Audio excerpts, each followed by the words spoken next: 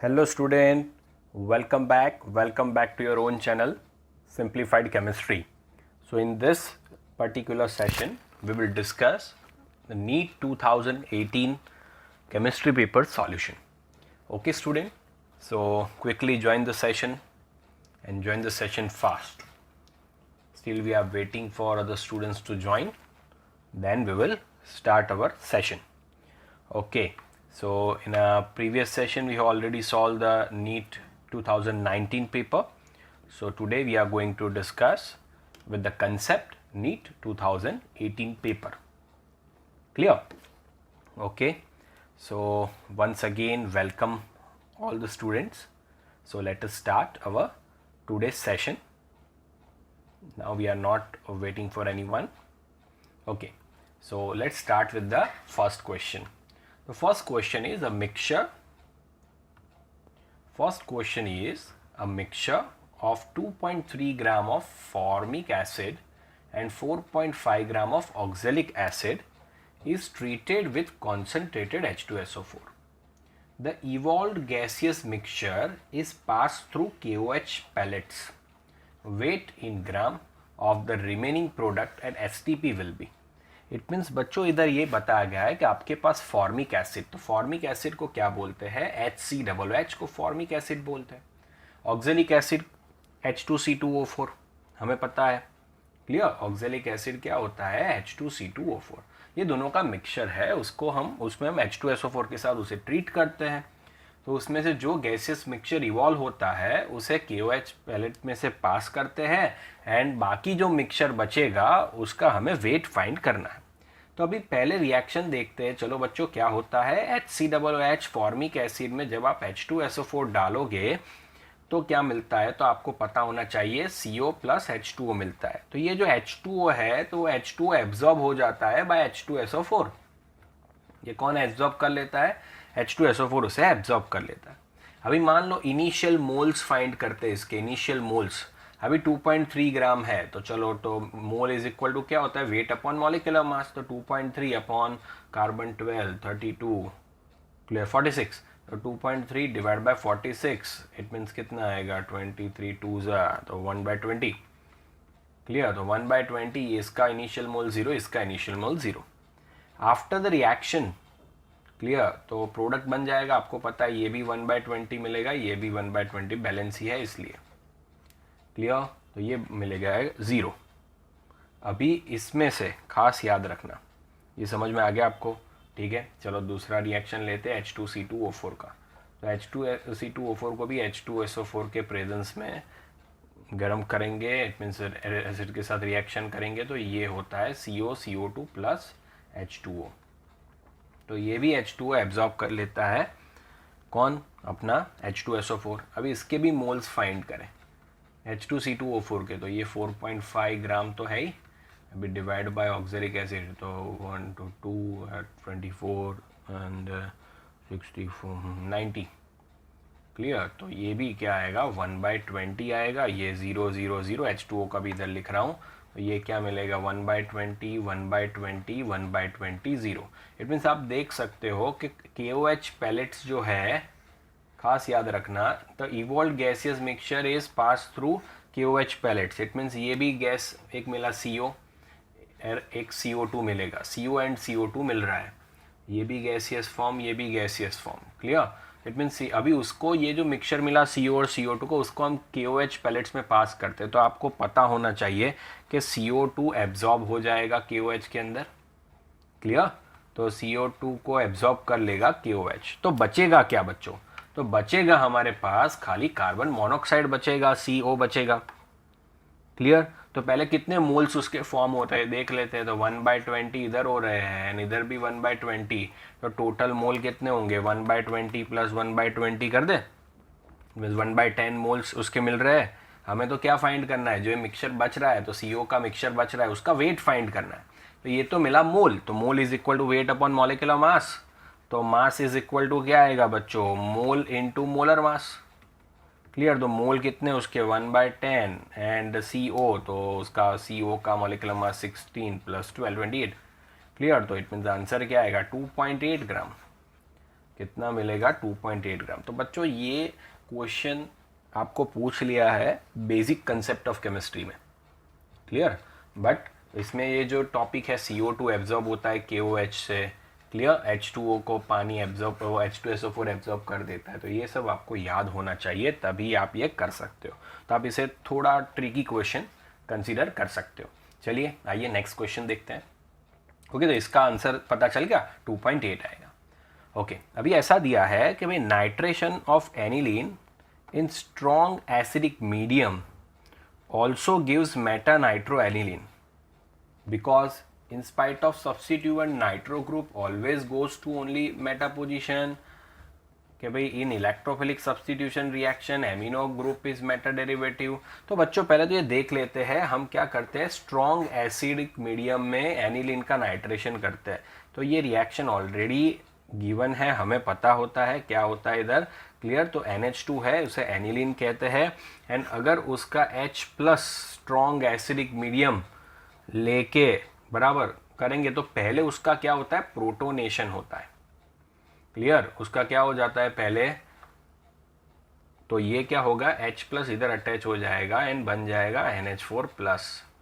ये क्या बना देता है, ओके।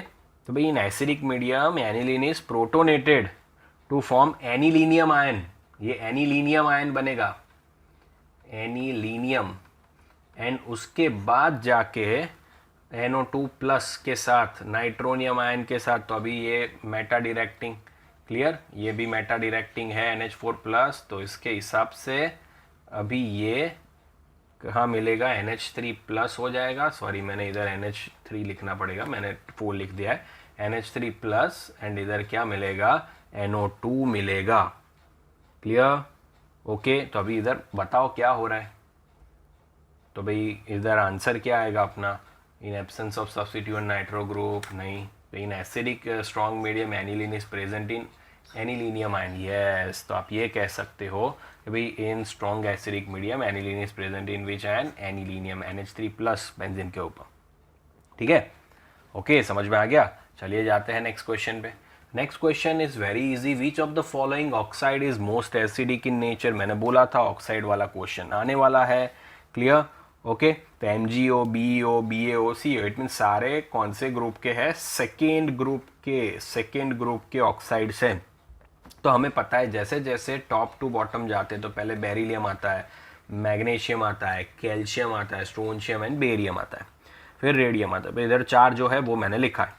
अभी जैसे जैसे टॉप टू बॉटम जाते हैं बच्चों, मेटालिक कैरेक्टर क्या होता है, इंक्रीज होता है। एंड इसलिए बेसिक नेचर जो होता है वो भी क्या होता है, उसका इंक्रीज होता है। तो अभी मोस्ट एसिडिक कौन होगा, तो Be का ऑक्साइड होगा। ऑक्साइड की बात करते हैं, सेकेंड ग्रुप के top to bottom metallic character increase होता है, बेसिक नेचर इंक्रीज होता है, इट मीन्स एसिडिक नेचर कम होता है। तो हमें पूछा है मोस्ट एसिडिक, तो एसिडिक हमारा कौन आएगा, बेरिलियम सबसे ऊपर है तो सबसे ज़्यादा एसिडिक होगा। तो आंसर हमारा बनेगा B, क्लियर, ओके। ये भी आसान है। नेक्स्ट क्वेश्चन देखते हैं, the difference between amylose and amylopectin, famous question, NCERT based question, clear. तो पहला देखते हैं कि भाई डिफरेंस क्या है। The amylopectin have 1,4 alpha linkage and 1,6 alpha linkage, सही है। एमाइलोपेक्टिन के पास 1,6, सही है। तो एमाइलो, आपको पता है ना, एमाइलोज एक लॉन्ग अनब्रांच चेन होता है अल्फा डी ग्लूकोज का, उसमें C1 C4 लिंकेज होता है। बल्कि एमाइलोपेक्टिन में क्या, एक ब्रांच चेन होता है पॉलीमर अल्फा डी ग्लूकोज का, क्लियर, जिसमें जो चेन जो होता है वो C1 C4 ग्लाइकोसिडिक लिंकेज से कनेक्टेड होता है एंड C1 C6 से भी कनेक्टेड होता है, ठीक है। तो यस, ये पहला ही पॉइंट सही है भाई, यही मेन डिफरेंस है। तो बस आ गया आपका आंसर, समझ में आया ना। इट मीन्स ये टेक्सचुअल है तो आपको याद रखना पड़ेगा। ओके, नेक्स्ट देखते हैं, रिगार्डिंग क्रॉस लिंक और network polymers which of the following statement is incorrect. Cross link, so they contain covalent bond between various linear polymer chain, yes, सही है ये। they are formed from bi and trifunctional monomers, yes, ये दोनों combine होते हैं तभी बनते हैं। एग्जाम्पल्स ऑफ बेकेलाइट मेलेमाइन, ये भी सही है। They contain strong covalent bond in their polymer chain, नहीं। ओके, तो हमारा आंसर क्या आएगा? डी, थियोरेटिकल है। ओके, चलिए आगे देखते हैं नेक्स्ट क्वेश्चन।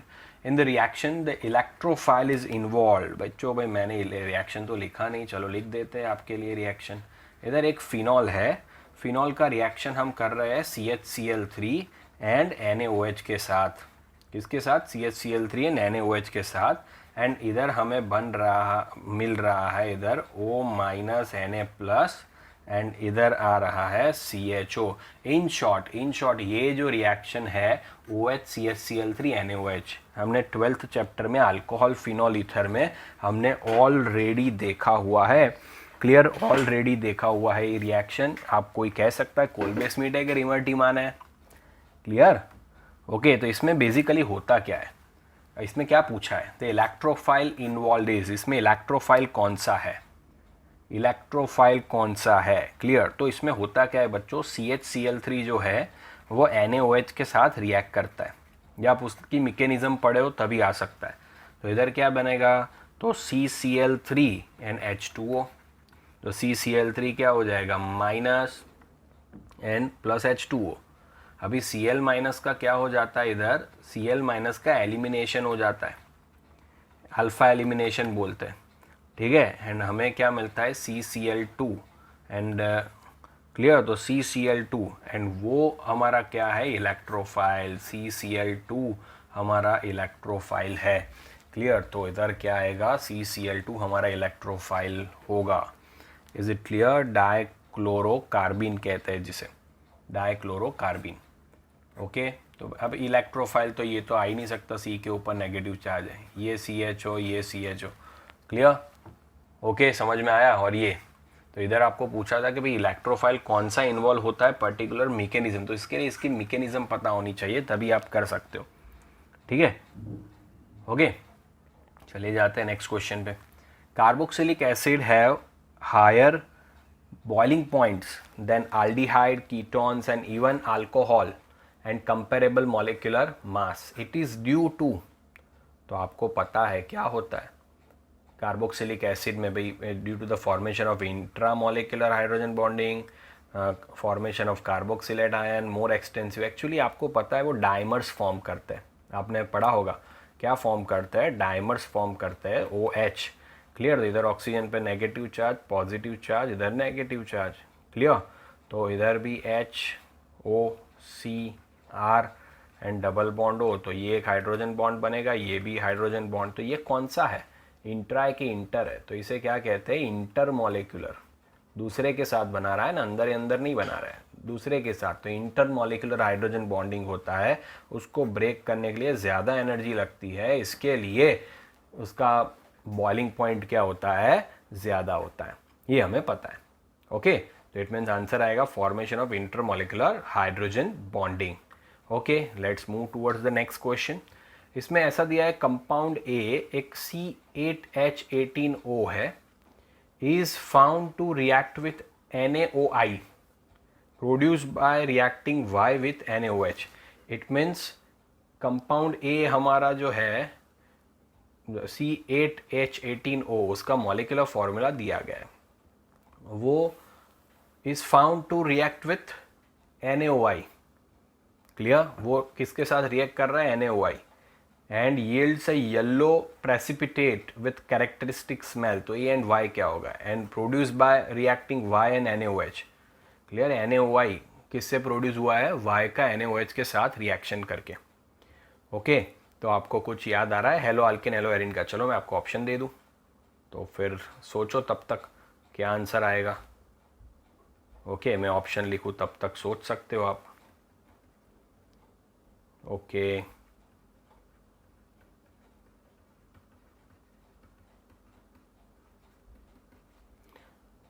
सोचिए सोचिए क्या होगा, थोड़ा लॉजिक लगाइए।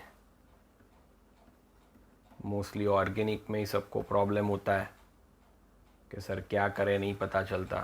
तो इसके लिए आपको बहुत सारी चीज़ें याद रखनी पड़ेगी एंड समझनी पड़ेगी मैकेनिज्म के साथ, तभी आप सब कुछ कर सकते हो। बाकी ये तो क्वेश्चन इजी है।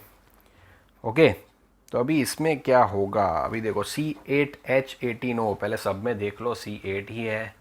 ओके हाँ भाई, इसमें 6 7 8 6 7 8 इसमें भी ओके, सभी है ही, सब में I2 ही आ रहा है बाहर, I2 ही आ रहा है। क्लियर। तो ये भी कौन सा रिएक्शन हो गया, NaOI। NaOI आपको पता है, क्लियर। NaOI जनरली किसके साथ बनता है, NaOH प्लस I2 के साथ रिएक्शन करके आप क्या बना सकते हो, NaOI बना सकते हो। इट मीन्स आपको पता चल गया Y तो आपका क्या है दोस्तों, I2 है। Y हमारा क्या होगा, I2 है। NaOH I2 के साथ रिएक्शन करके NaOI बनाता है। तो अभी क्या होता है, अभी हर एक कंपाउंड लेके देखते हैं। क्लियर। तो अभी हमें इधर एक बहुत ही इंपॉर्टेंट चीज़ मेंशन की गई है, yellow precipitate with characteristic smell. तो येलो प्रेसिपिटेट किसके मिलेंगे, तो येलो प्रेसिपिटेट हेलोफॉर्म टेस्ट याद करो। इट मीन्स हमारा आंसर क्या आएगा, सी आएगा। कैसे, देखो ओके, ये CH है, ये OH है, ये CH3 है।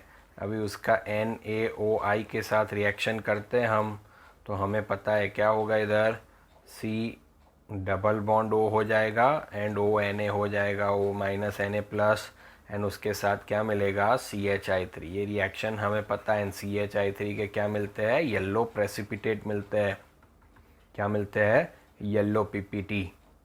Clear, okay, understood. अभी आपको एक चीज़ बहुत ही इम्पॉर्टेंट याद रखनी पड़ेगी, बराबर भाई, हेलोफॉर्म कौन देता है ये पता होना चाहिए आपको। कोई हेलोफॉर्म कौन देता है रिएक्शन, तो CH3C डबल बॉन्ड O हो, या तो आपको पता होना चाहिए CH3CHOH, ये दोनों ग्रुप हो, तभी वो हेलोफॉर्म टेस्ट दे सकते हैं।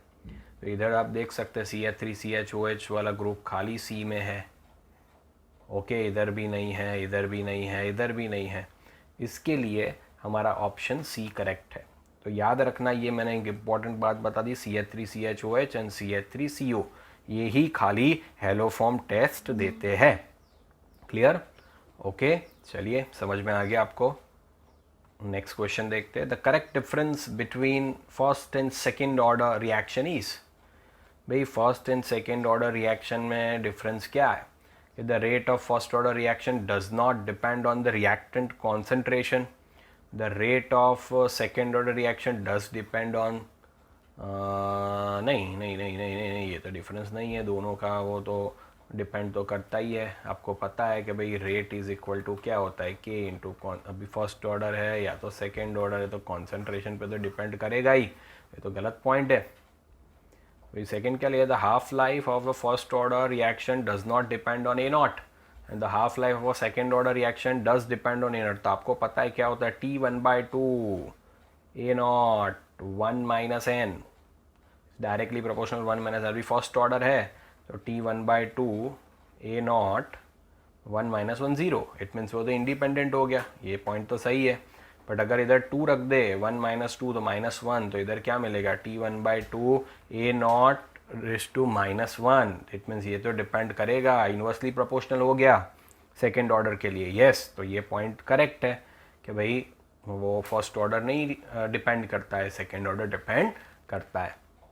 आइए नेक्स्ट क्वेश्चन देखते हैं कि among CaH2 BeH2 BaH2 the order of ionic character. तो बच्चों आपको आयनिक कैरेक्टर जो है वो आपको फजान्स रूल, मैंने आपको ऑलरेडी समझाया हुआ है, मेरा एक वीडियो भी मैंने रखा हुआ है, ओके, फजान्स रूल का, उसे बराबर प्रॉपरली देखिए तो पता चलेगा। अभी आप देख सकते हो सब में हाइड्राइड है, तो सब में H के ऊपर नेगेटिव चार्ज है, नेगेटिव चार्ज है, इट मीन्स मैटर करेगा कौन, एक Ca+2 है आपके पास, एक Be+2 है, एक Ba+2 है। तो हमेशा याद रखना, ये एक्चुअली चलो फिर से समझा देता हूँ। जनरली आयनिक बॉन्ड जो होता है, आयनिक बॉन्ड, क्लियर, ओके, खास याद रखना, खास याद रखने पड़ेगा ये आपको। आयनिक बॉन्ड होता है उसमें थोड़ा थोड़ा कोवेलेंट कैरेक्टर होता है, एंड वो कोवेलेंट कैरेक्टर पोलराइजिंग पावर से आता है।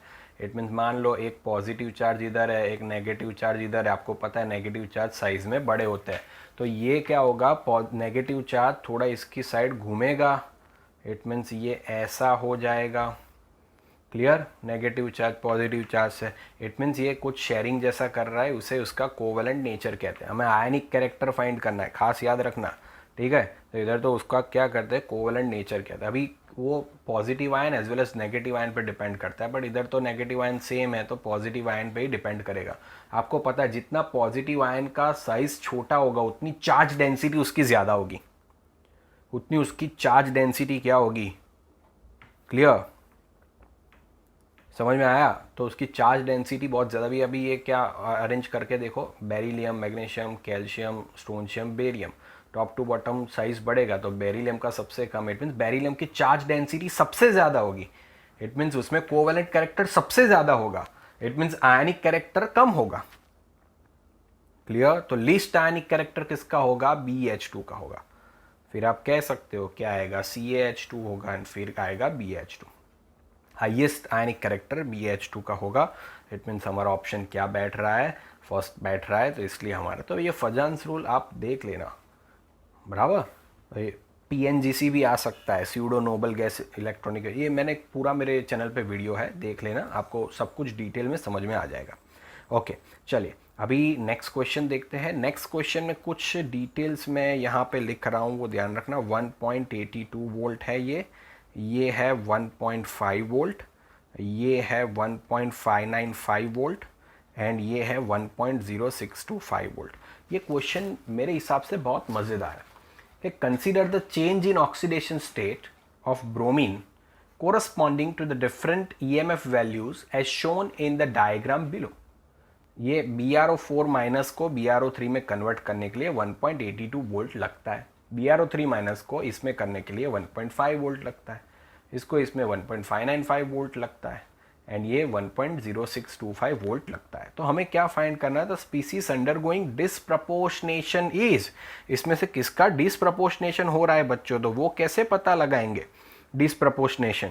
तो हमेशा आपको याद रखना है, आपको E0 सेल फाइंड करने का, जब भी ऐसी कोई कंडीशन आए E0 सेल सबका फाइंड करो। Clear, okay, you have to calculate E0 cell corresponding to each compound undergoing disproportionation reaction। okay, जिसके लिए E0 सेल का वैल्यू पॉजिटिव आए is spontaneous, वो क्या होगा अपना, spontaneous होगा E0 सेल। Okay understood. तो अभी बात करते हैं, सेंटर से भी बात करें, चलो मैं डायरेक्ट आपको आंसर ही बताऊँ क्योंकि बहुत फिर लंबा कैलकुलेशन हो जाएगा। तो अभी आप देख सकते हो HBrO है सेंटर में, उसमें से Br2 बनता है, उसका E0 क्या है 1.595। तो इसे क्या कह सकते हैं, स्टैंडर्ड रिडक्शन पोटेंशियल ये कैथोड पे मिलेगा कि नहीं। ओके एंड अभी मान लो HBrO से हम जा रहे हैं BrO3 माइनस में, रिवर्स जा रहे हैं, तो इधर से इधर आ रहे हैं तो 1.5 वोल्ट, रिवर्स जा रहे हैं तो माइनस 1.5 वोल्ट मिलेगा। तो E0 इज इक्वल टू क्या होगा, माइनस 1.5 वोल्ट। ये स्टैंडर्ड ऑक्सीडेशन पोटेंशियल ये एनोड पे मिलेगा। ओके अभी ये रिएक्शन क्या बनेगा आपका, 2HBrO gives Br2 plus BrO3 minus, तो अभी E0 सेल आपका क्या होता है, E0 reduction on cathode minus E0 reduction on anode. Clear, तो reduction on anode and reduction on cathode. तो अभी आप देख सकते हो 1.595 माइनस, अभी ये तो ऑक्सीडेशन पोटेंशियल, उसका रिडक्शन पोटेंशियल अपने लिखना है ना, तो 1.5, तो वो क्या बन रहा है 0.095 बन रहा है, 0.095 वोल्ट मिल रहा है। इधर E0 सेल जो है वो ग्रेटर देन 0 आ रहा है, इसीलिए डेल्टा G0 जो है वो क्या हो रहा है, स्पॉन्टेनियस हो रहा है। तो ऐसे आप पता कर सकते हो कि कौन के डिसप्रपोर्शनेशन हो रहा है, तो भाई HBrO का डिसप्रपोर्शनेशन हो रहा है। क्लियर, ऐसे ही BrO3 माइनस के लिए चेक कर सकते हो, ये 1.5 ये माइनस 1.8, तो आप कह सकते हो तो भाई ये नेगेटिव आंसर आएगा, आप कह सकते हो Br2 को लेके भी करोगे तो भी क्या आएगा, ये बड़ा है, ये छोटा है, ये बड़ा है, तो ये भी नेगेटिव आंसर आएगा। खाली HBrO के लिए ही पॉजिटिव आंसर आएगा, इसलिए ये तो अभी कभी भी ऐसा क्वेश्चन आए तो आपको ये करना पड़ेगा। समझ लिया आपने? ओके, हमेशा याद रखना E not cell greater than zero होना चाहिए, तो डेल्टा जी क्या होगा, नेगेटिव, क्योंकि पता है ना delta G naught is equal to क्या होता है, minus n F E not cell. अगर ये ई नॉट सेल पॉजिटिव आया तभी जाके डेल्टा जी नेगेटिव होने वाला है ना। क्लियर? ओके, चलिए नेक्स्ट क्वेश्चन देखते हैं। In which case is the number of molecules of water maximum? Water के मॉलिक्यूल्स फाइंड करने हैं, तो 18 ml है। ओके, 18 ml है तो इसके मोल्स, अभी आपको पता है 18 ml को हम क्या ले सकते हैं, 18 ग्राम ले सकते हैं, क्योंकि डेंसिटी क्या होती है वाटर की 1, तो 18/18 इट मीन्स 1 मोल। मैंने मोल फाइंड किए बच्चों, mole is equal to weight upon molecular mass, जिसके मोल ज़्यादा उतने मॉलिक्यूल्स ज़्यादा, क्योंकि number of molecules is equal to, आपको पता है ना फॉर्मूला क्या होता है, मोल इंटू एन है, जिसके मोल ज़्यादा उतने उसके मॉलिक्यूल ज़्यादा। तो इसके कितने मोल आए, 18 ml वाटर के 1 मोल आया। 0.18 ग्राम वाटर, तो 0.18/18 करेंगे तो आएगा 0.01। Okay, clear? फिर ये क्या दिया है, 0.0024 लीटर, तो आपको पता है कि भाई 22.4 लीटर होता है तो 1 मोल होता है, तो 0.0024 होगा तो कितना, तो आप कह सकते हो 0.0024 डिवाइड बाय 22.4, तो ये क्या आएगा, 0.0001 आएगा। ओके, तो इतने मोल इसके मिले, ये 0.01 मिला, ये 0.0001 मिला। अभी देखते 10⁻³ मोल ऑफ वाटर, ये भी दे दिया है 10⁻³।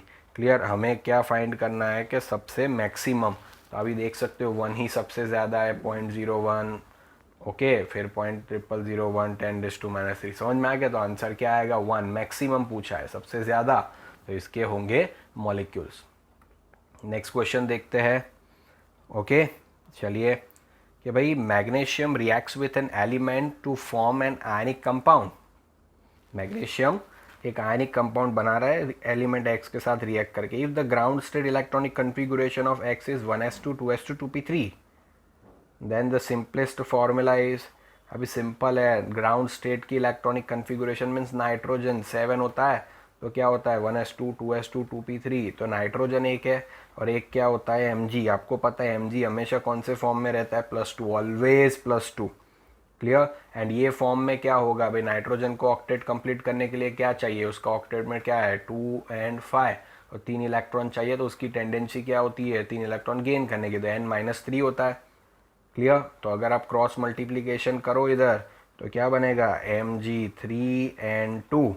ओके, अभी n को हमने क्या अज्यूम कर दिया, x, तो Mg3x2 हमारा आंसर होगा। क्या आंसर होगा, Mg3x2।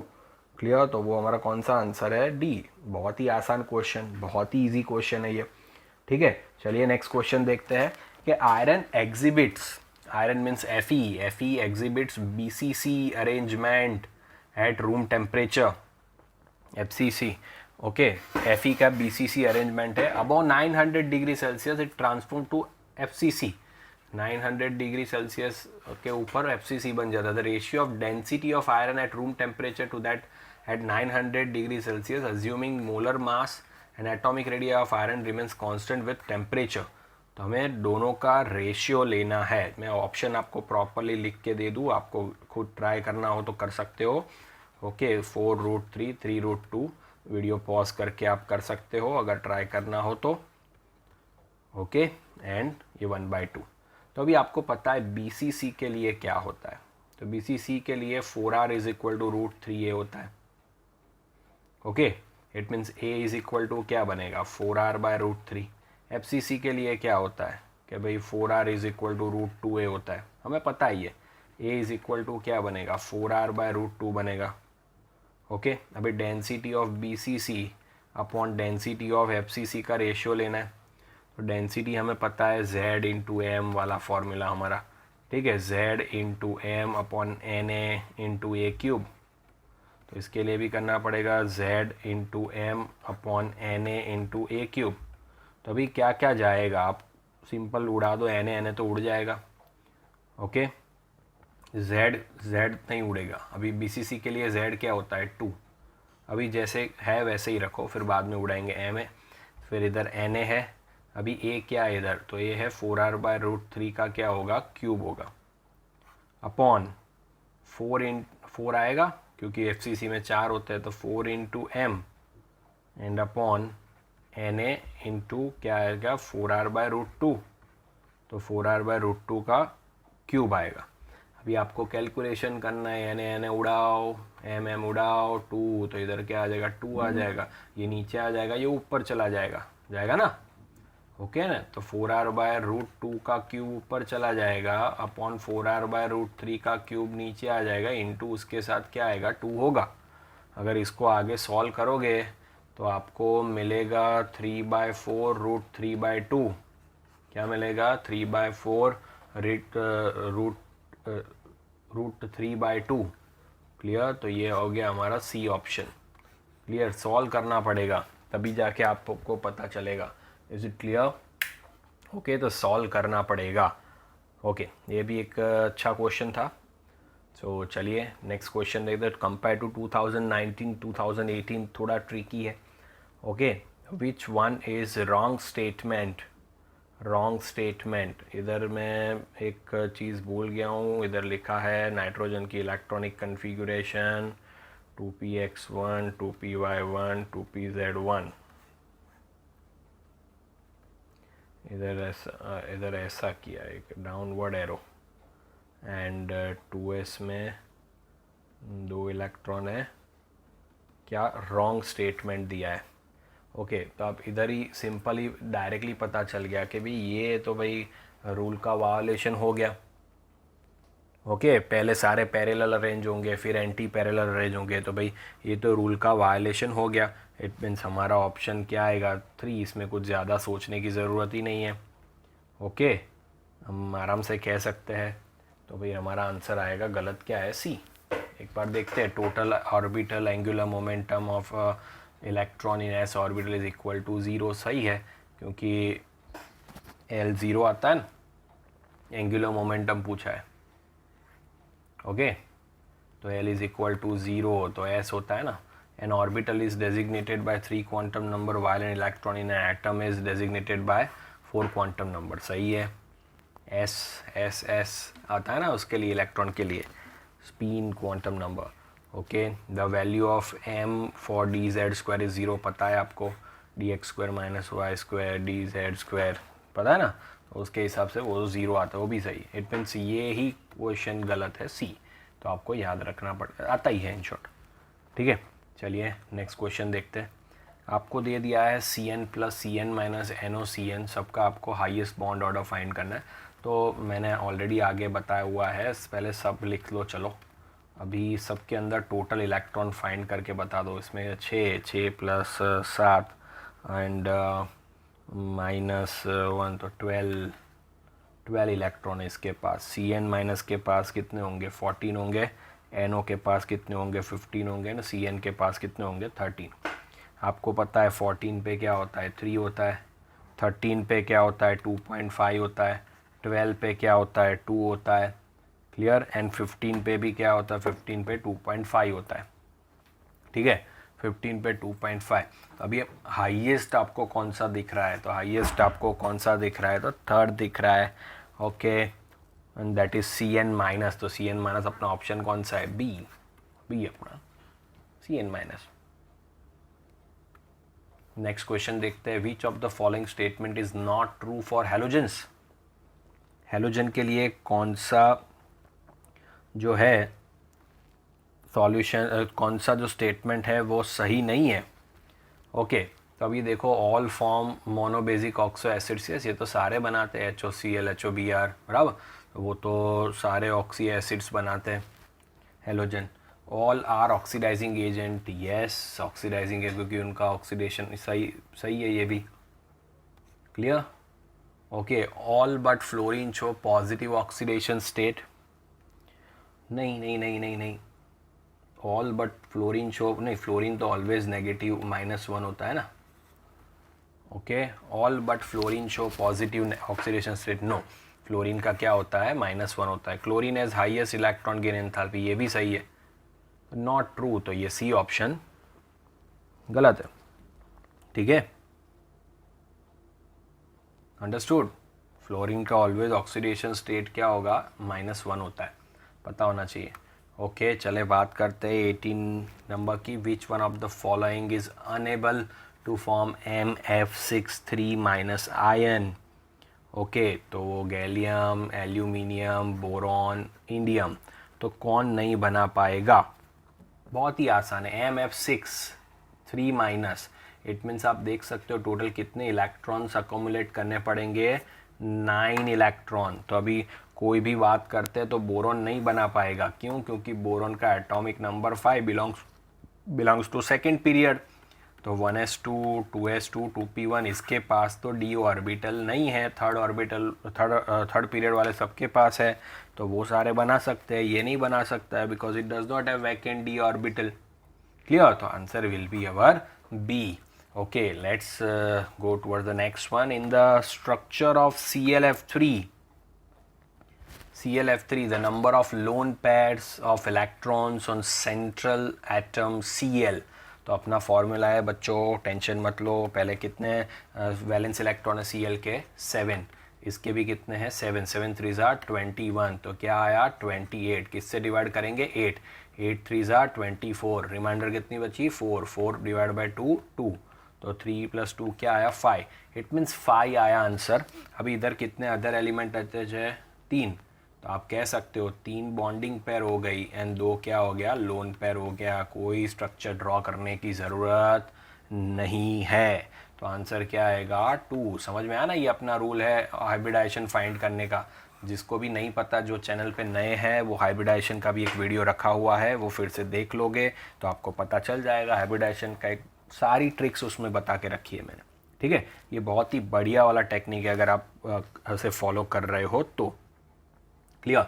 चलिए अभी नेक्स्ट क्वेश्चन देखते हैं 20। Considering the Ellingham diagram metallurgy, which of the following metal can be use to reduce alumina?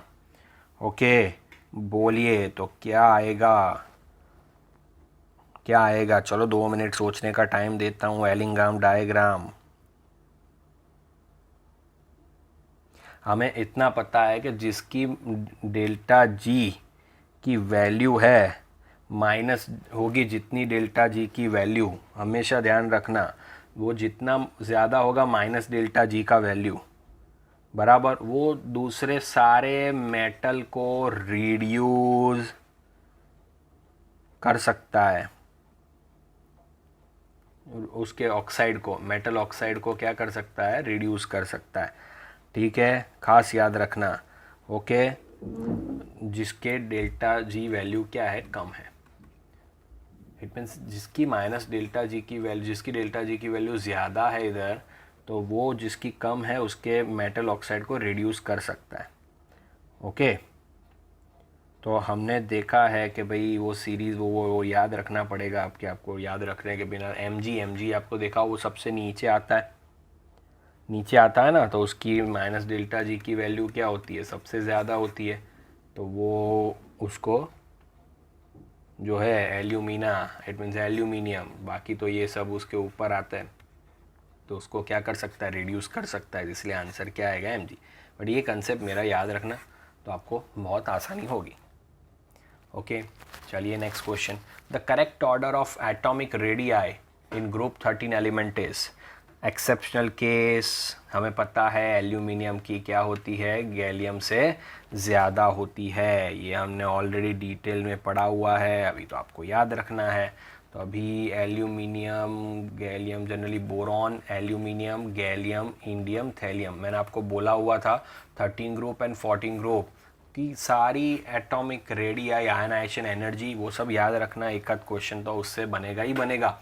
Okay, तो इधर आपको पता है एल्यूमिनियम की ज़्यादा होती है, गैलियम की क्यों? क्योंकि वो intervening D and F orbital, पता है ना वो वाला कंसेप्ट। ओके, तो अभी इधर टॉप टू बॉटम तो क्या होता है? इंक्रीज होता है, बट खाली ये दोनों में फ़र्क होगा। ऐसा कौन सा ऑप्शन है? नहीं नहीं नहीं नहीं नहीं, यस, डी ऑप्शन।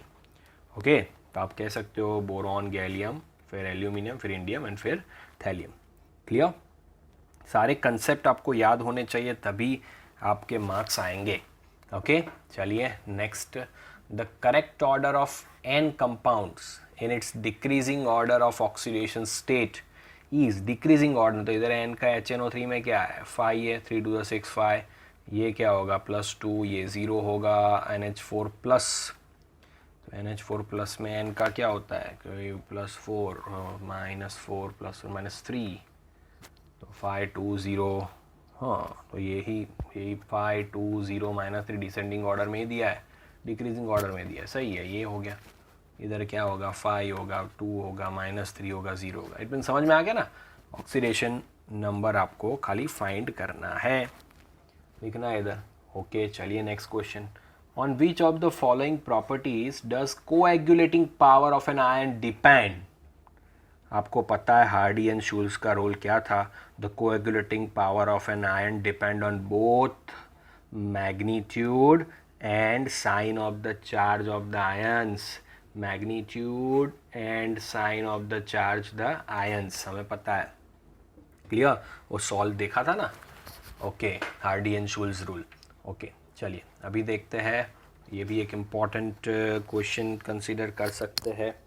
तो following solutions were prepared by mixing different volumes of NaOH and HCl, तो हमें किसकी pH सबसे ज़्यादा मिलेगी, किसकी pH सबसे ज़्यादा मिलेगी, ऐसा हमें फाइंड करके बताना है। तो ये सबकी मोलारिटी एंड वॉल्यूम दिया गया है, ओके सबका मोलारिटी एंड वॉल्यूम दिया गया है। तो पहले अभी हमें सबका क्या करना पड़ेगा, ये थोड़ा बहुत लंबा हो जाएगा कि भाई M1V1 is equal to M2V2 करो, क्योंकि दोनों की बेसिटी तो क्या है सेम है, एसिडिटी सेम है, ठीक है। तो फिर सब ये थोड़ा कैलकुलेटिव ज़्यादा हो जाएगा, तो फिर भी करते हैं। तो ये HCl में फिर 40 ml ऐड करते हैं, तो टोटल कितना हो जाता है 60 + 40 100 हो जाता है, और टोटल वॉल्यूम 100 आ गया है। M2 क्या बनेगा, M1 आपको दिया है M/10 मीन्स 0.1 × 60 दिया है।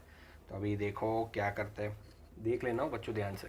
तो 0.1 × 60 डिवाइड बाय 100 करेंगे, गया तो ये 0.06 बनेगा, ये 0.06 बना। अभी NaOH के लिए भी वैसा ही करेंगे, 0.1 × 40/100 डायरेक्ट कर रहा हूँ अभी, क्लियर, तो 0.04 बना।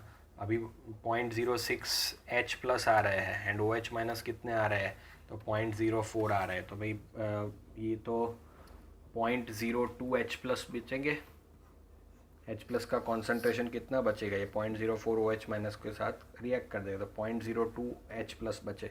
अभी pH इज इक्वल टू क्या होता है -log10 H+, जितना H+ का कॉन्सेंट्रेशन ज़्यादा उतनी उसकी pH क्या आएगी, कम आएगी, pH क्या आएगी, कम आएगी, बराबर। तो इसको ऐसे लिखते हैं, अभी 2 × 10⁻² आया H+ का कॉन्सेंट्रेशन, ठीक है। अभी रखते हैं, अभी सेकेंड में 55 45, तो ये भी 100 ही बना रहा है ना, ओके 55 + 45, तो इसको भी डायरेक्टली HCl के फाइंड करें, तो 0.1 × 55 डिवाइड बाय 100, एंड इधर क्या बनेगा 0.1 × 45 डिवाइड बाय 100। तो इसमें भी क्या 0.1 × 55 करते हैं, तो 5.5 0.055, इधर 0.045, तो ये बचेंगे 0.010,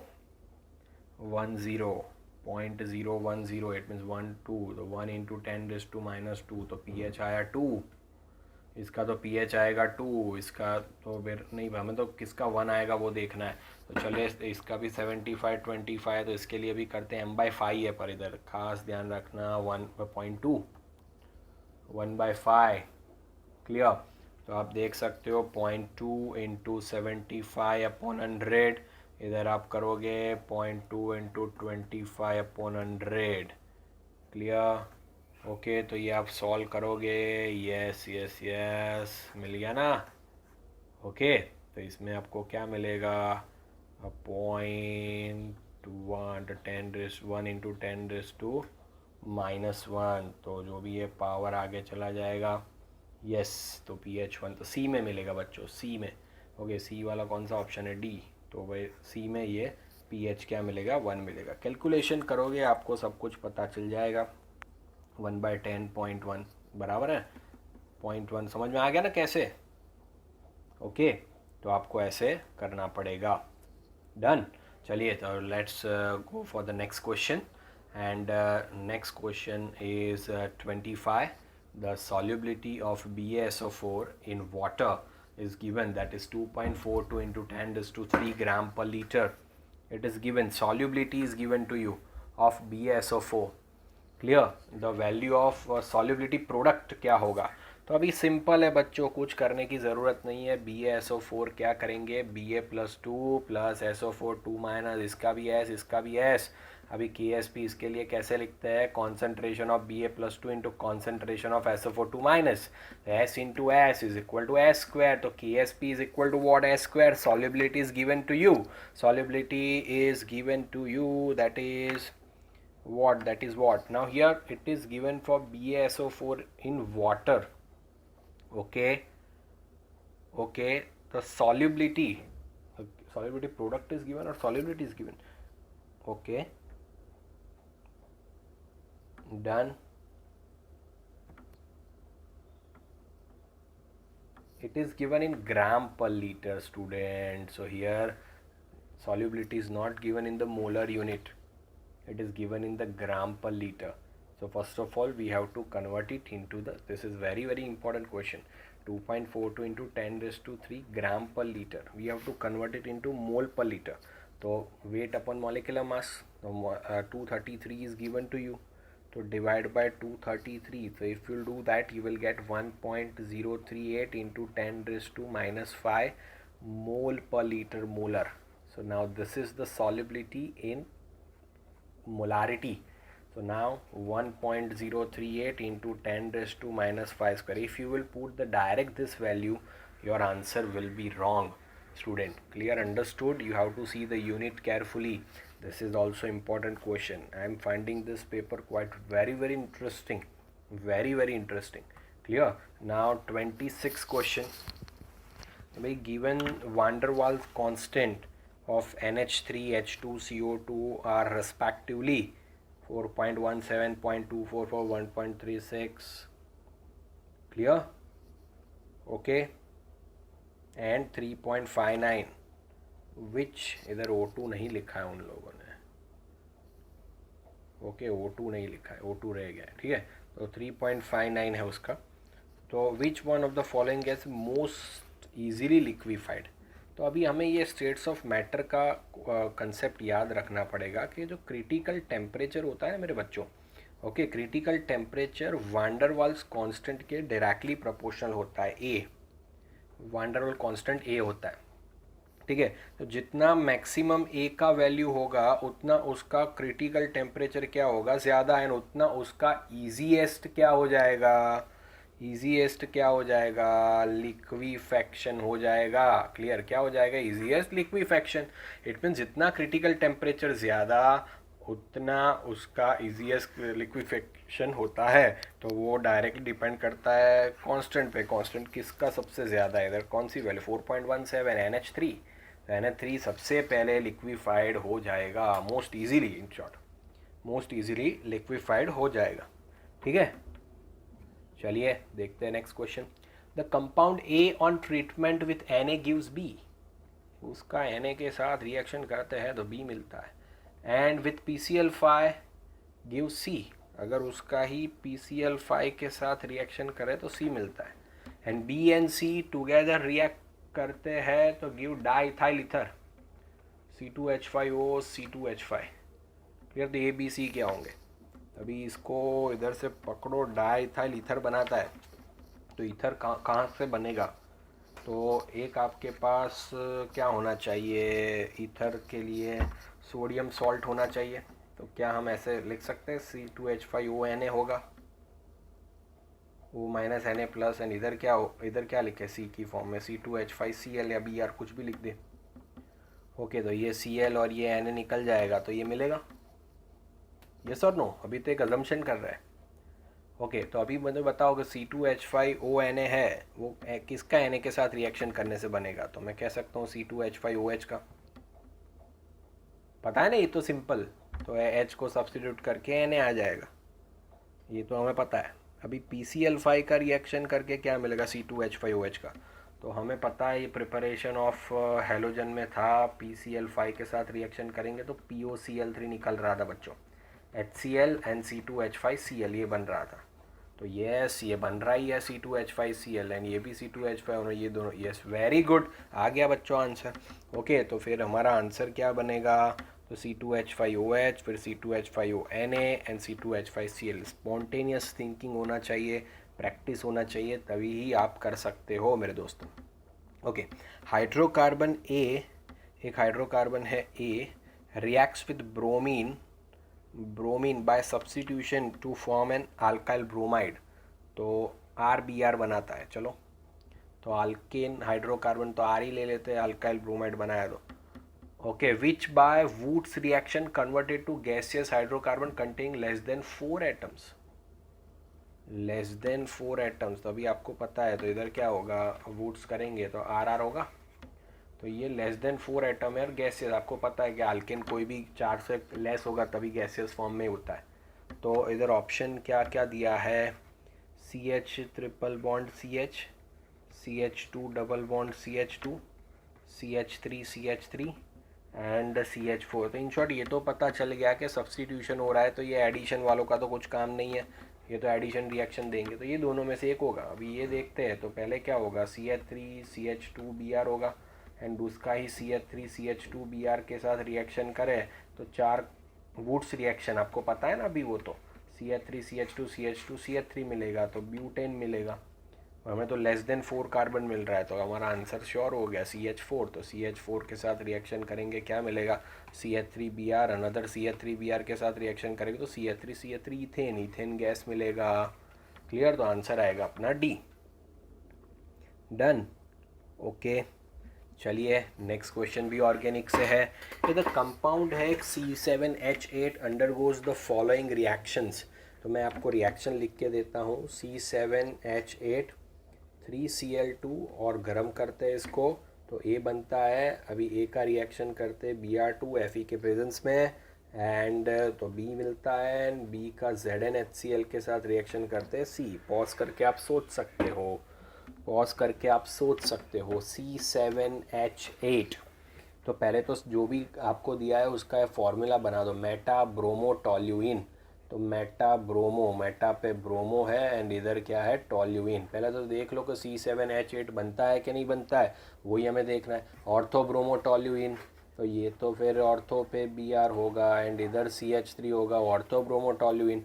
फिर इधर क्या दिया है हमें कि भाई 3 ब्रोमो 246 ट्राइक्लोरोटोल्यूइन, 3 ब्रोमो, तो 1 2 तो इधर 3 पर ब्रोमो लगा दो, ठीक है 246। तो ये तो फिर अभी पॉसिबल ही नहीं होगा 246 ट्राइक्लोरो, तो अभी इधर लगाओ 2 4 एंड 6। अभी आप 1 तो लेना ही पड़ेगा, 2 तो होगा ही नहीं, ठीक है। इट मीन्स ये तो कंपाउंड ही गलत है। पैरा ब्रोमोटोल्यूइन देख लेते हैं। तो इन शॉर्ट बात आई इधर टॉल्यूइन की, तो टॉल्यूइन एक मेटा पर है, एक ऑर्थो पे है एंड एक पैरा पर है। तो इट मीन्स पहले स्टार्ट करते C7H8 है तो फिर टॉल्यूइन ले लेते हैं, तो टॉल्यूइन लेते हैं इधर CH3। ओके अभी उसका 3 मोल Cl2 के साथ गर्म करके रिएक्शन करते हैं। तो आपको पता है अगर पहली बार Cl, इधर लिख रहा हूँ, पहली बार Cl2 के साथ रिएक्शन करेंगे, कभी भी H न्यू लिखा हो, कभी भी UV लाइट लिखा हो, कभी भी डेल्टा का साइन हो, ये तीनों में से कभी भी होता सब्स्टिट्यूशन ही होता है। तो इधर से H जाएगा, इधर से Cl जाएगा, तो क्या मिलेगा आपको, एक बार क्या मिलेगा CH2Cl मिलेगा, फिर से करोगे तो क्या मिलेगा आपको CHCl2 मिलेगा, तीसरी बार करोगे तो CCl3 मिलेगा। इट मीन्स आप इधर आपको क्या मिलने वाला है, CCl3 मिलने वाला है, CCl3। अभी आप क्या कर रहे हो, उसका Br2 के साथ रिएक्शन कर रहे हो Fe के प्रेजेंस में। इट मीन CCl3 जो है अपना मेटा डायरेक्टिंग है, ब्रोमिनेशन हो रहा है उसका, तो CCl3 तो मेटा पे Br दे देगा। ओके अभी Zn प्लस HCl, आपको पता है ZnHCl, तो क्या होगा, उसका रिडक्शन होगा and it means met CCl3 में से वापस क्या मिल जाएगा, reduction. It means hydrogen add होके CH3 मिल जाएगा एंड Br। इन शॉर्ट आपको क्या मिला, मेटा ब्रोमो टॉल्यूइन मिला। क्या मिला? मेटाब्रोमोटोल्यूइन। तो इट मीन्स आपका आंसर क्या आएगा? ए आएगा, मेटाब्रोमोटोल्यूइन। बहुत ही मज़ेदार क्वेश्चन था ये, ठीक है।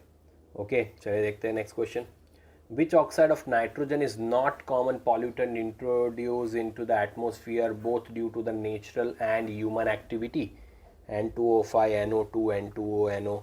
आपको पता है बच्चों, नाइट्रस ऑक्साइड की बात करते हैं अगर हम, ओके, तो N2O तो वो तो नेचुरली अकर करता है एनवायरनमेंट में, ऑटोमोबाइल इंजन में भी जब कोई फॉसिल बर्न होते हैं तब जाके क्या बनता है? Dinitrogen and dioxygen बनता है ना। एंड वो दोनों कंबाइन होके क्या बनाते हैं? NO plus NO2, NO and NO2 बनाते हैं, ठीक है।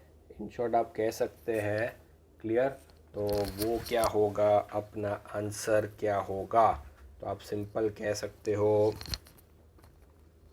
इधर, विच oxide of nitrogen is not common pollutant introduce into the atmosphere? N2O5। Clear, answer क्या बनेगा? N2O5। इज़ नॉट पूछा है ना, इसलिए इज़ नॉट पूछा है इसकी वजह से, ठीक है। ओके, चलिए आगे आप कर लें रेडॉक्स। रेडॉक्स सॉल्व करना है, जो भी है वो आपको लिखना है। चलिए सॉल्व करते हैं। तो पहले स्टेप से ऑक्सीडेशन नंबर फाइंड करो। इधर Mn का +7, कार्बन का 4 to the -8 +8 6 +3, अभी रखो +3 बराबर। Mn का क्या आएगा? +2। इधर क्या आएगा? C+4। तो अब देख, Mn का रिडक्शन हो रहा है, C का ऑक्सीडेशन हो रहा है। तो अभी क्या करेंगे? MnO4 minus plus C2O4 2 minus gives Mn+2 plus CO2। इधर 2 कर देते हैं, 2 CO2। Mn इधर क्या है? 1 ही है, तो 7 से 2, इधर 2 का क्या होगा? 6 हो जाएगा, एंड इधर क्या होगा? 8 हो जाएगा। तो भाई 7 से 2, 5 का डिक्रीज रिडक्शन, एंड 6 से 8, 2 का इंक्रीज ऑक्सीडेशन, 2 × 5, 5 × 2। तो अगर लगाने गए तो क्या होगा? 2MnO4 minus plus 5C2O4 2 minus gives 2Mn+2 plus 10CO2।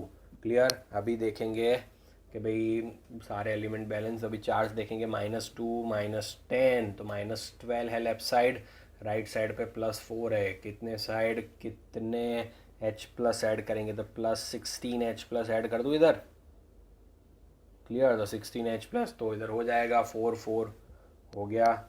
Okay, oxygen देख लेते हैं। 4 2 = 8 एंड 5 4 = 20, तो 28 है इधर। इधर कितने 20 है? इधर कितने 20, तो इधर क्या करेंगे? 8H2 ऐड कर देंगे। अभी देख लेते हैं लास्ट में MnO4 माइनस क्या? 2 2 2, तो 2 2 वाले 2 ऑप्शन है। ओके, फिर C2O5 5, ये है ना 5, ये 2, ये 5, H+ कितना है? 16। यस, तो अपना ये ऑप्शन आ गया बी, सिंपल रेडॉक्स दिया है। ओके, चलिए देखते हैं। विच one of the following condition will favour the maximum formation of the product in the mixture? A2 plus B2 gives X2 delta RH minus X। तो -X क्या indicate करता है बच्चों? एक्सोथर्मिक रिएक्शन है, तो टेम्परेचर तो क्या होना चाहिए? कम ही होना चाहिए। अभी बात आती है प्रेशर की, तो प्रेशर में आपको देखना होता है NP एंड NR के, moles of product and moles of reactant. तो इधर आप देखने जाओ तो मोल्स ऑफ प्रोडक्ट 1 है, मोल्स ऑफ रिएक्टेंट 2 है। तो moles of reactant are more than moles of product. आप कह सकते हो आराम से। इट मीन्स प्रेशर कैसा देना पड़ेगा? हाई प्रेशर देना पड़ेगा, आपको पता है, क्लियर। मैंने ऑलरेडी आपको ट्रिक्स दिए हुए हैं।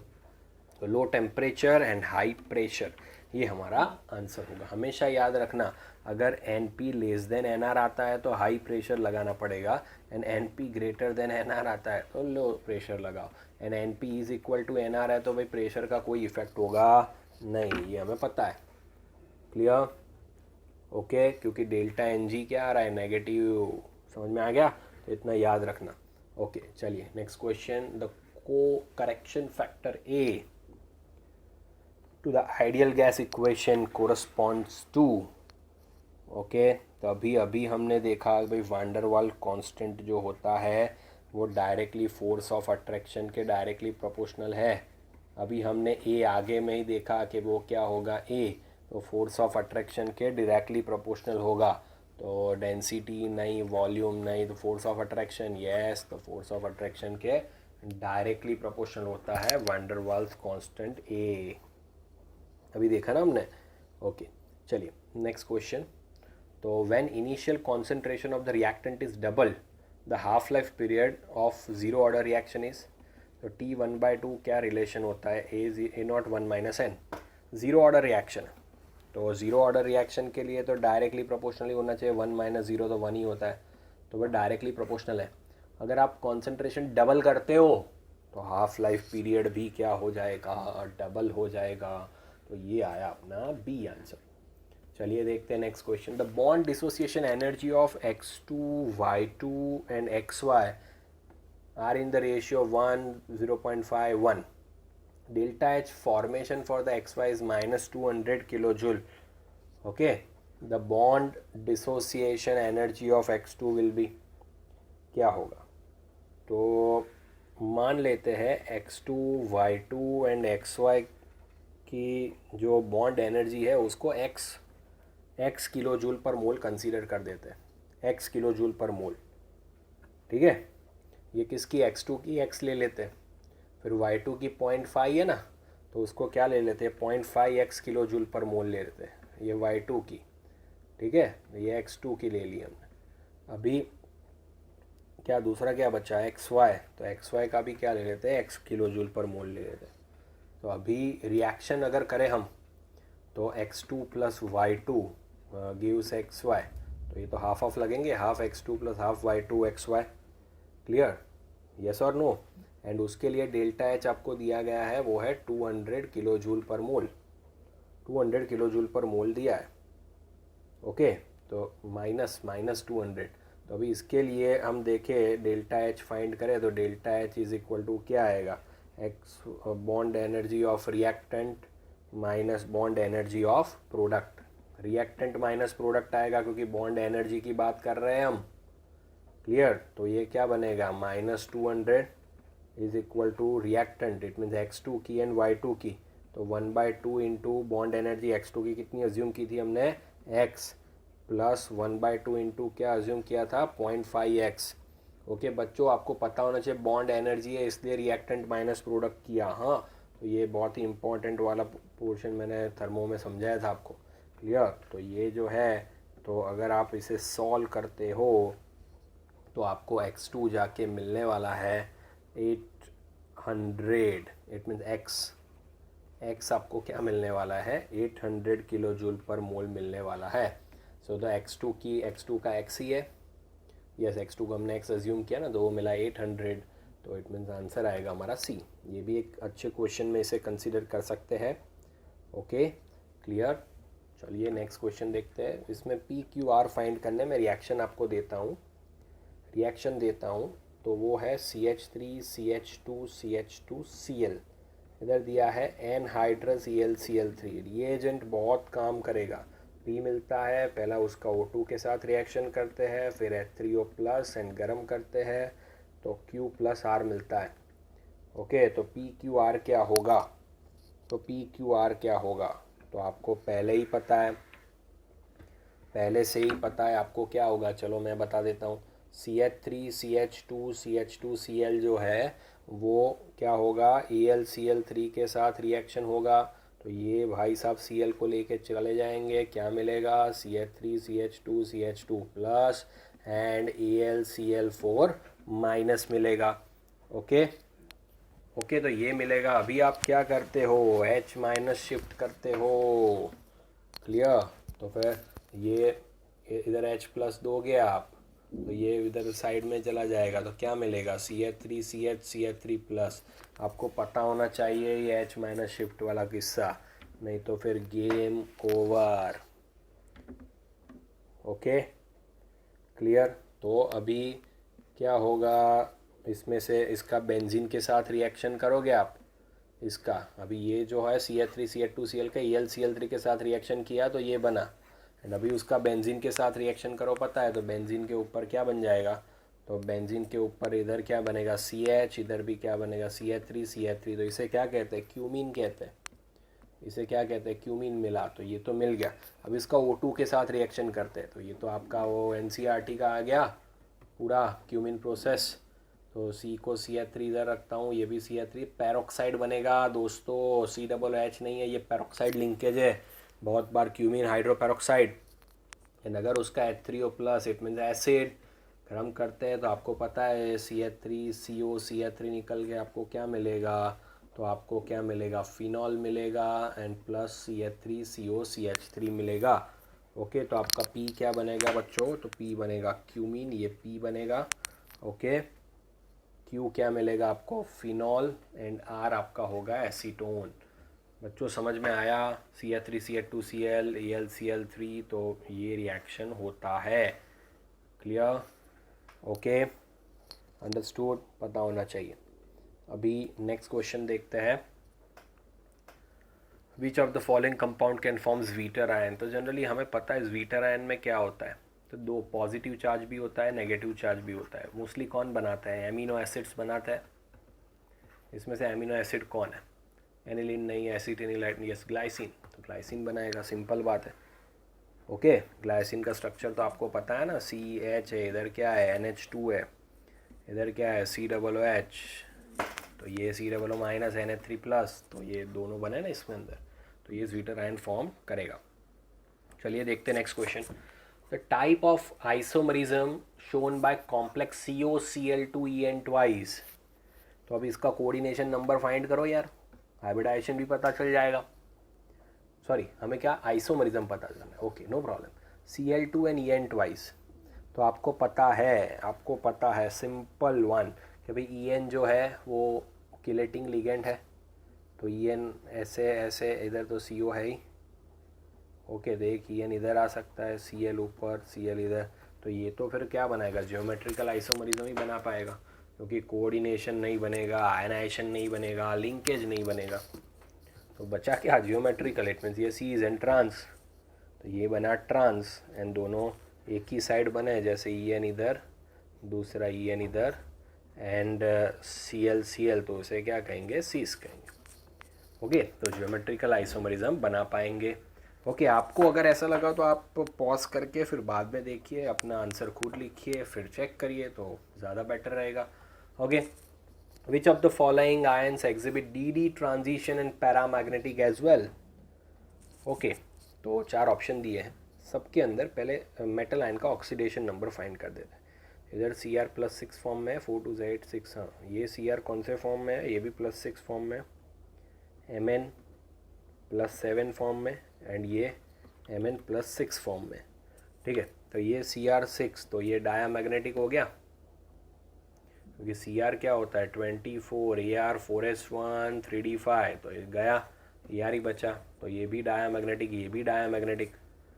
Mn+7 की बात करें तो Mn का क्या होता है 25, तो Ar4s2 3d5, तो ये भी 7 गए, तो ये भी क्या हो गया अपना डायामैग्नेटिक हो गया। पैरामैग्नेटिक कौन बच रहा है, Mn+6, तो इधर 2 और इधर 4, तो D में 1 बचेगा। यस, तो ये क्या हो गया अपना पैरामैग्नेटिक, तो खाली एक ही है MnO4 2-, तो ये होगा अपना आंसर। क्लियर, इजी है। ओके, चलिए देखते हैं next question. The geometry and magnetic behaviour of NiCO4। NiCO4, तो इधर Ni का ऑक्सीडेशन नंबर 0 ही है, तो Ni क्या रहेगा, Ar3d8 4s2। क्लियर, तो अभी CO तो स्ट्रॉन्ग लिगेंड है, तो 8 को वो क्या करेंगे, 1 2 3 4 5 6 7 8। क्लियर, तो स्ट्रॉन्ग फील्ड लिगेंड है, तो अनपेयर्ड इलेक्ट्रॉन पेयर हो जाएंगे, तो इधर तो 4s के भी इलेक्ट्रॉन इधर जंप करके आ जाएंगे, तो अभी क्या बचेगा S एंड P, तो इधर एक लिगेंड, दूसरा लिगेंड, तीसरा लिगेंड, चौथा लिगेंड, इट मीन्स बनेगा sp3 एंड डायामैग्नेटिक बना, तो sp3 होगा तो शेप क्या होगा टेट्राहेड्रल। इसके लिए ये आपको पता होना चाहिए कि लिगेंड कौन सा है, स्ट्रॉन्ग SFL है कि WFL है, वो पता होना चाहिए, एंड सारे इधर आ जाएंगे, पैर हो जाएंगे इधर में, बाकी अटैच होगा, तो टेट्राहेड्रल एंड डायामैग्नेटिक, तो टेट्राहेड्रल एंड डायामैग्नेटिक अपना B ऑप्शन। नेक्स्ट देखते हैं, आयरन कार्बोनिल FeCO5 हम सबको पता है क्या, tetranuclear, mononuclear, trinuclear, dinuclear. तो हमेशा हमेशा याद रखना, अगर सेंट्रल मेटल एक है तो उसे मोनो न्यूक्लियर कहते हैं, दो है तो डाई न्यूक्लियर, ट्राई न्यूक्लियर। इसके लिए इफेक्टिव एटॉमिक नंबर फाइंड कर लेने का, क्या फाइंड करने का, ऐसा कोई भी क्वेश्चन आए ना तो इफेक्टिव एटॉमिक नंबर आपको पता है, Z minus oxidation number plus 2 into coordination number. तो Z Fe का क्या होता है 26, माइनस ऑक्सीडेशन नंबर इधर FeCO5 में तो ज़ीरो ही है, प्लस 2 कोऑर्डिनेशन नंबर क्या है, तो कि भाई फाइव लिगेंड मोनोडेंटिटी होता है तो 5, तो इधर क्या आया, तो 26 प्लस 10 तो क्या आया 36। ओके, तो इधर इसमें कितने आयन आए, कितने सेंट्रल मेटल आए, तो सेंट्रल मेटल तो एक ही आया, यस और नो। ओके, एंड वो भी इफेक्टिव एटॉमिक नंबर का रूल क्या करता है, फॉलो करता है, तो इसीलिए वो क्या है, मोनो न्यूक्लियर है बच्चों, मोनो न्यूक्लियर। हमेशा याद रखना इफेक्टिव एटॉमिक नंबर से ही सॉल्व होगा, ठीक है। अभी देखते हैं next question, match the following है, मैं बताता हूँ। CO+3 है, उसके सामने √8 बोर मैग्नेटॉन दिया है। Cr+3 है, उसके सामने √35 bore magneton is given.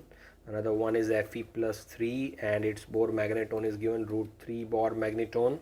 Ni+2 and for that it is given 24 Bohr magneton, and another one is 15 Bohr magneton. You have to match the following.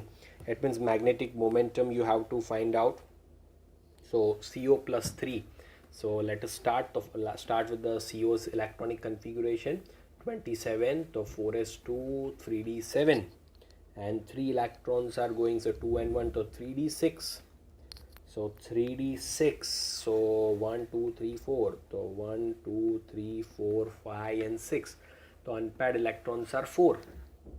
So mu is equal to under root n into n plus 2, so 4 and the √24 Bohr magneton, so CO+3 is equal to √24, Cr+3, Cr कभी किया 4s1 3d5 +3, एक इसमें से दो इसमें से, तो 3d3 तो n इज इक्वल टू 3, तो under root n into n plus 2 15, √15। Okay, Fe+3, Fe26, 4s2 3d6, 2 and 1 तो 3d5, n is equal to 5, तो 5 √35, तो it will be √35 Ni+2, so Ni+2 Ni28, तो 3d8 तो n is equal to 2, तो 2 तो √8। So this is our match the following. Let's go towards the next one. Now next one is from GOC. Okay, which of the following is correct with respect to -I of the substituents? Okay, clear. So always remember this is, you have to remember the series fluorine, -I is more than OR and then NH2, NR2 भी हो सकता है, NR2 OR से ही कम, yes ये दोनों option आ सकते हैं बच्चों, ये भी आ सकता है, ये भी। तो सीरीज याद होनी चाहिए, अगर याद नहीं है इसमें नहीं होगा, नहीं, ये ग्रेटर देन साइन दिया है ना, तो 1 and 2 क्लियर। ओके, बहुत इजी है, समझ में आ गया ना, ये सीरीज ही है, ये बेसिकली सीरीज ही है। नेक्स्ट क्वेश्चन देखते हैं, which of the following carbocation is expected to be most stable. सारे कार्बोकैटायन बनाता हूँ, चलो। इधर H है, इधर Y है, इधर NO2 है, इधर पॉजिटिव चार्ज, सॉरी,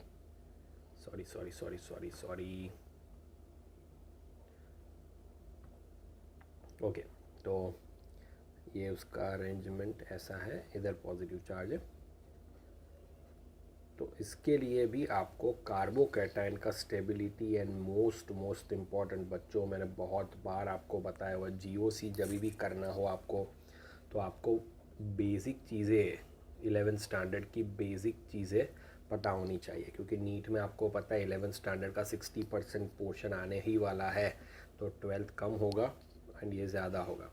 ओके, तो एच वाई एंड इधर देख लेते हैं, इधर पॉजिटिव चार्ज इधर है एंड वो बन रहा है एच वाई से एंड ये होता है NO2। तो अभी मुझे बताओ बच्चों क्लियर कि भाई किस में जो है वो सबसे ज़्यादा स्टेबल होगा, सबसे ज़्यादा स्टेबल होगा। ओके, तो पहली बात करते इसकी, पहले बात करते हैं इसकी, ठीक है। तो आपको पता है कि भाई जो NO2 होता है वो मेटा डायरेक्टिंग ग्रुप होता है। इट मीन मेटा पे ऑलरेडी पॉजिटिव चार्ज आता है एंड वो ही कार्बन पे पॉजिटिव चार्ज है। मैंने बोला था ना, ये आपको पता होना चाहिए, जब भी कोई इलेक्ट्रॉन विड्रॉइंग ग्रुप अटैच है तो वो मेटा पे पॉजिटिव तो वो रिएक्शन यहाँ पे देगा, समझ में आया। एंड वो बाकी जो है वो plus delta plus delta plus delta electron donating हो तो ऐसे करने का। तो फिर ये मतलब इधर ही मेटा पे ही पॉजिटिव है, मैंने ऑलरेडी वीडियो बनाया हुआ है, ठीक है। तो अगर उसका रेजोनेंस भी हो जाए तो फिर क्या होगा, ये इधर शिफ्ट होगा तो ये इधर पॉजिटिव चार्ज बन जाएगा। चलो मान लो इसका रेजोनेंस भी हो रहा है तो क्या हो जाएगा, इधर पॉजिटिव चार्ज इधर NO2, तो भाई NO2 तो इलेक्ट्रॉन विड्रॉइंग ग्रुप है, तो फिर ये नहीं होगा। क्लियर? ओके, फिर देखते इसकी बात करते, तो ये भी यही सेम ही केस है, इधर पॉजिटिव चार्ज है, इधर X एंड Y है। क्लियर? ओके, इधर भी ऐसा ही है, YH इधर है। तो अभी देखो इसका भी रेजोनेंस करके देखो, इधर इधर गया तो पॉजिटिव चार्ज इधर आ जाएगा वापस मेटा पे, तो ये तो नहीं, ये इसका सेकंड यही हुआ, तो ये भी नहीं है, ये भी नहीं है, ये मेटा पे आ रहा है इसलिए नहीं है। अभी ये H एंड Y इधर है, इसका देखते हैं। ओके, तो अगर इसका रेजोनेंस करे तो क्या होगा, चलिए। तो इधर पॉजिटिव चार्ज कहाँ है, थर्ड में। ओके सॉरी, मैंने गलत बना दिया है, थर्ड ऑप्शन ऐसा है बच्चों, थोड़ा देख लेना, सॉरी मैंने थोड़ा गलत बना दिया। तो है इधर NO2 एंड इधर पॉजिटिव चार्ज। तो अभी क्या होगा, तो ये इधर आ जाएगा तो पॉजिटिव चार्ज इधर चला जाएगा। तो इसका रेजोनेटिंग स्ट्रक्चर देखे तो इधर तो H एंड Y है ही, इधर NO2 रहेगा ही, तो ये सामने आ गया, ये पॉजिटिव चार्ज आ गया, ठीक है। फिर से उसका रेजोनेंस होगा, ये भाई साहब इधर और ये पॉजिटिव चार्ज इधर आ जाएगा, समझ में आया ना। तो ये पॉजिटिव चार्ज इधर आ गया, ये NO2 इधर आ गया, ये H एंड Y तो इधर है ही, एंड ये जो बॉन्डिंग है वो ऐसे हो जाएगा। इट मीन्स इधर इलेक्ट्रॉन विड्रॉइंग इफेक्ट इसका देखे तो इधर था, फिर इधर है एंड फिर इधर, इट मीन्स NO2 से दूर है, इसमें आप देख सकते हो NO2 के पास में ही है, इसलिए आप कह सकते हो कि भाई ये जो है बंदा वो सबसे ज़्यादा स्टेबल होगा, ठीक है, ये सबसे ज़्यादा स्टेबल होगा। ओके, रेजोनेंस देखना है, +M -M उसके हिसाब से कर सकते हो आप। पता चला इलेक्ट्रॉन विड्रॉइंग ग्रुप के हिसाब से इधर नज़दीक आ रहा है, इधर आ रहा है पॉजिटिव चार्ज, रेजोनेंस ओके, इसलिए वो तो नहीं होगा इसकी वजह से। अभी एक ऑप्शन दिए हुए हैं CH triple bond C triple bond CH, दूसरा दिया है CH2 double bond CH C triple bond CH। ये तो एकदम basic easy question, CH2 double bond CH CH double bond CH2 and CH3 CH double bond CH CH3। तो आपको किसका hybridisation ये ऑर्डर में लेफ़्ट टू राइट जाए तो ये तो SP आएगा, तो ये गलत, ये SP2 आया, ये भी क्या आया SP2 आया, फिर आया SP SPS, तो ये इसका हाइब्रिडाइजेशन सही बैठ रहा है, तो ये है बच्चों। क्लियर? तो बच्चों इन शॉर्ट आपको जो भी टॉपिक में प्रॉब्लम हो रहा है तो उसको आप बहुत ज़्यादा डिटेल में जाके सॉल्व करिए, ठीक है। क्योंकि कंपैरेटिवली 19 से इसका पेपर देखें तो 19 का पेपर इसके सामने बहुत ही ईजी था कंपैरेटिवली अगर देखने जाए तो, ठीक है। होप आप मैंने जो भी सिखाया वो सब आपको क्लियर हो गया होगा। And thank you so much for joining student. आप इसको पॉज करके फिर से एक बार आंसर लिख लीजिए। ओके, सारे कंसेप्ट के साथ जो टॉपिक्स थे वो देख लीजिए, ठीक है बच्चों। Okay, so thank you so much for joining. Okay, thank you so much student. Take care, stay home, stay safe.